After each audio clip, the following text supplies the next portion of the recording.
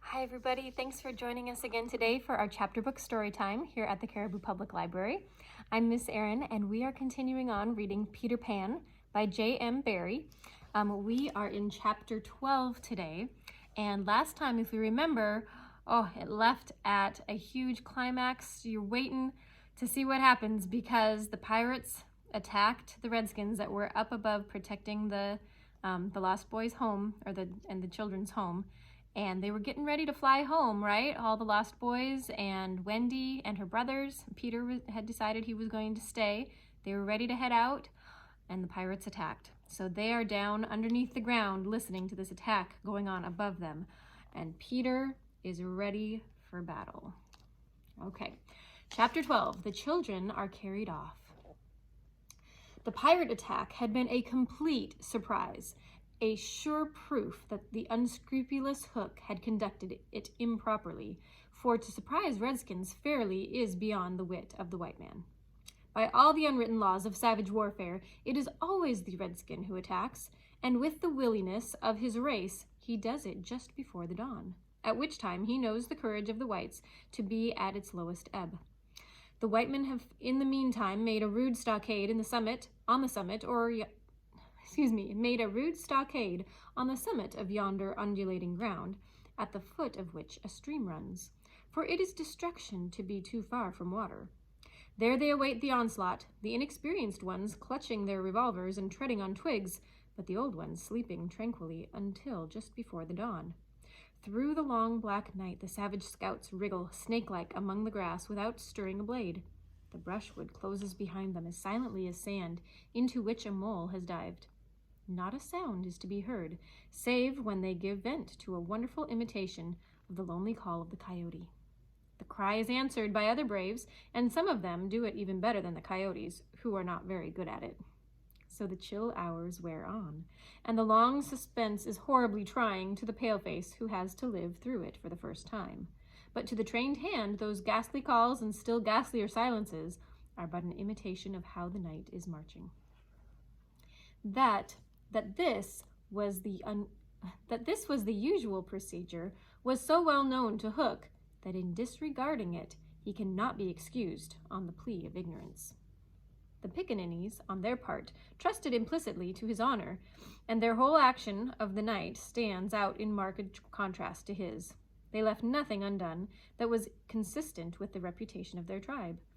With that alertness of the senses, which is at once the marvel and despair of civilized peoples, they knew that the pirates were on the island from the moment one of them trod on a dry stick. And in an incredibly short space of time, the coyote cries began. Every foot of ground between the spot where Hook had landed his forces and the home under the trees was stealthily examined by braves wearing their moccasins with the heels in front.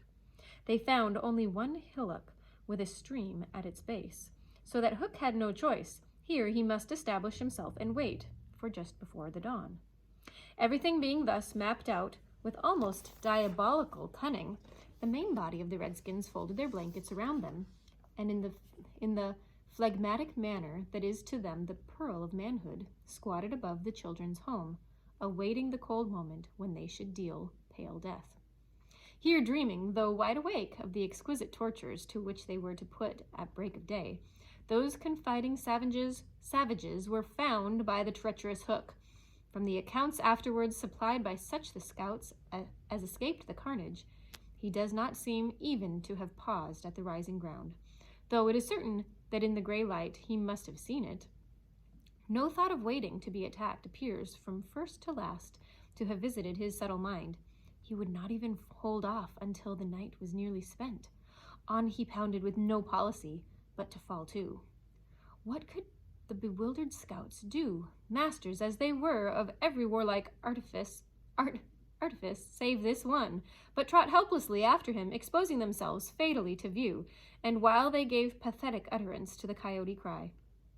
Around the brave Tiger Lily were a dozen of her stoutest warriors, and they suddenly saw the perfidious pirates bearing down upon them.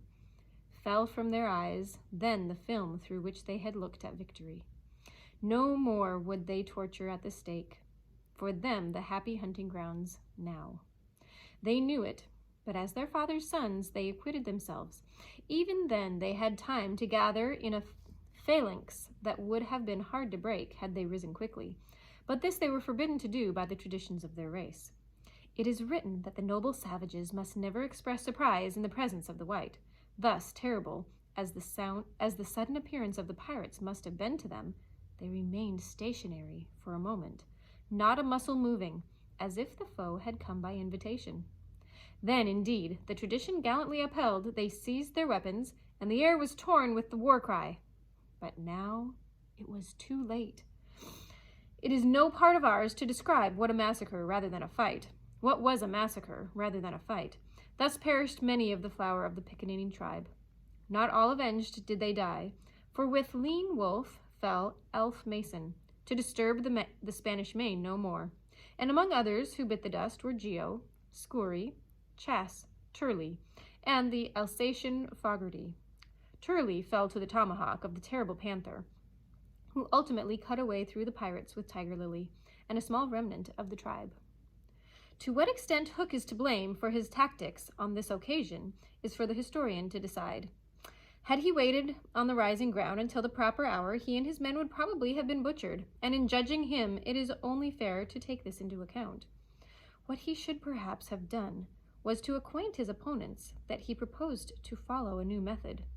On the other hand, this, as destroying the element of surprise, would have made his strategy of no avail, so that the whole question is beset with difficulties.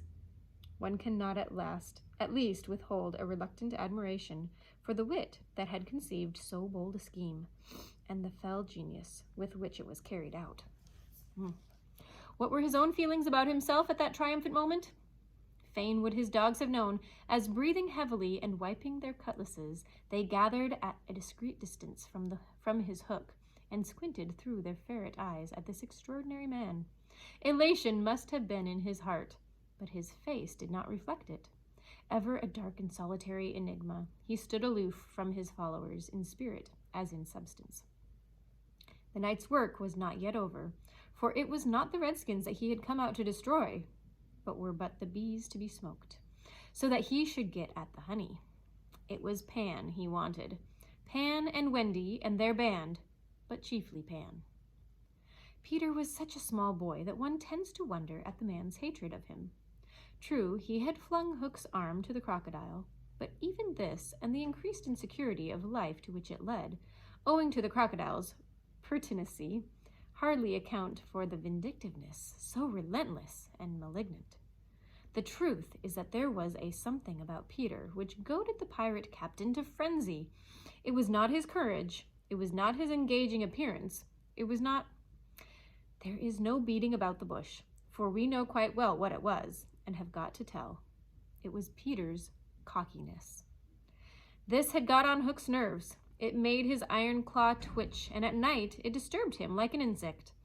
While Peter lived, the tortured man felt that he was a lion in a cage into which a sparrow had come. The question now was how to get down the trees, or how to get his dogs down. He ran his greedy eyes over them, searching for the thinnest ones. They wriggled uncomfortably, for they knew that he would not scruple to ram them down with poles to get them into the underground house, right? In the meantime, what of the boys? We have seen them at the first clang of weapons, turned, as it were, into stone figures, open-mouthed, all appealing with outstretched arms to Peter, and we return to them as their mouths close and their arms fall to their sides. The pandemonium above has ceased almost as suddenly as it arose, passed like a fierce gust of wind, but they know that in the passing it has determined their fate. Which side had won? The pirates, listening avidly at the mouths of the trees, heard the question put by every boy, and alas, they also heard Peter's answer.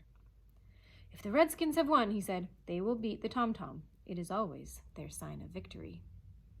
Now, Smee had found the tom-tom, and was at that moment sitting on it. You will never hear the tom-tom again, he muttered, but inaudibly, of course, for strict silence had been enjoined. To his amazement, Hook signed him to beat the tom-tom, and slowly there came to Smee an understanding of the dreadful wickedness of the order. Never, probably, had this simple man admired Hook so much. Why did he want Smee to beat the tom-tom? We figured it out. Oh, here's a picture. Because what will Peter and the boys think? That the Redskins had won, right? Let's see what happens. Smee twice beat upon the instrument and then stopped to listen gleefully. "The tom-tom," the miscreants heard Peter cry. "An Indian victory!" The doomed children answered with a cheer that was music to the black hearts above, and almost immediately they repeated their goodbyes to Peter.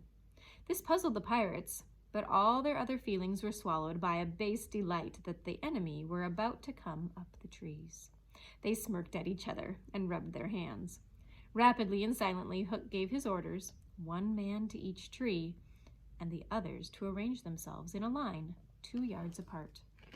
Can you believe it? That's the end of chapter 12.